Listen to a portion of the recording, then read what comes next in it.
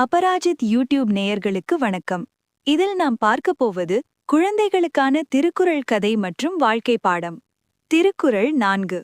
வேண்டுதல் வேண்டாமை இலானடி சேர்ந்தார்க்கு யாண்டும் இடும்பை இல.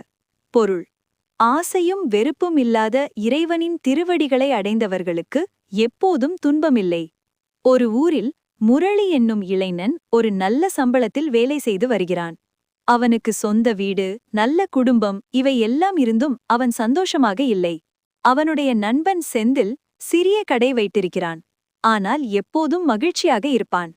ஒரு நாள் முரளி செந்திலிடம் கேட்டான், உனக்கு இவ்வளவு சின்ன வருமானம்தான் வருது, ஆனால் எப்படி இவ்வளவு சந்தோஷமாக இருக்கிறாய்? அதற்கு செந்தில் சிரித்தான், நான் இல்லாததை நினைக்க மாட்டேன், இருக்கிறதை நினைத்து நன்றி சொல்வேன். எனக்கு கிடைத்தால் மகிழ்ச்சி, கிடைக்காவிட்டாலும் கவலை இல்லை என நினைத்துக் கொள்வேன் என்று சொன்னான். செந்தில் இப்படி சொன்னதை முரளி யோசித்தான். முரளி அவன் வாழ்க்கைக்கு இன்னும் வேண்டும் என்று ஓடிக்கொண்டே இருந்தான். அதனால்தான் முரளிக்கு மன அழுத்தம் வந்தது. இதனால் முரளி தினமும் சில நிமிடம் அமைதியாக இருந்து அவனுக்கு கிடைத்ததை நினைத்து இறைவனுக்கு நன்றி சொல்ல ஆரம்பித்தான். இதனால் முரளியின் பேராசை மெல்ல மெல்ல குறைந்தது. மற்றவர்களுடன் ஒப்பிடும் பழக்கம் குறைந்தது. இதனால் முரளியின் மனம் லேசானது. அப்போது செந்தில் இந்த திருக்குறளை சொன்னான். வேண்டுதல் வேண்டாமை இலானடி சேர்ந்தார்க்கு யாண்டும் இடும்பை இல.